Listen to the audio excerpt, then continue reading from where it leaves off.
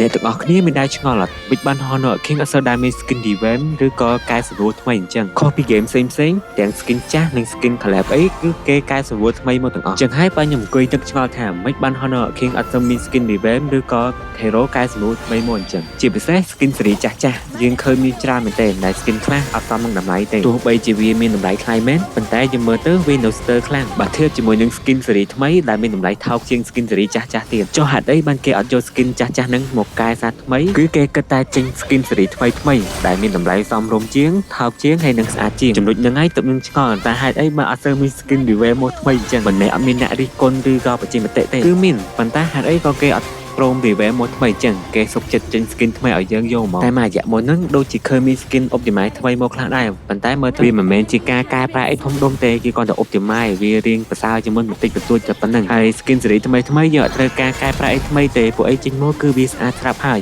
ប៉ុន្តែចំពោះ skin ស៊េរីចាស់ដែលយើងនៅស្រឡាញ់នៅចូលចិត្ត skin ហ្នឹងចឹងហើយទើបយើងចង់ឲ្យមានការកែប្រែថ្មីចំពោះចំណុចហ្នឹងហើយមិនមែនគ្រប់តែ skin ស៊េរីចាស់ទាំងអស់ទេពួកអី skin ខ្លះគឺវាស្អាតស្រាប់ហើយតែមួយចំនួនតូចទេតែយើងមើលទៅវាថាវាអត់ទាន់សមទើបយើងចង់ឲ្យគេកែប្រែវាឲ្យស្អាតដូចគេដូចឯងហ្នឹងទៅជាពិសេសហ្នឹងគឺ skin Mytech ហើយ skin ស៊េរីចាស់ទៀតគឺចូលមើលអ្នកនរគ្នាចូលមើលតែ effect របស់វាហើយនិង skin ស៊េរីថ្មីនេះដូចជា skin Lipu ដែលទៅបញ្ចេញហ្នឹងណាគឺ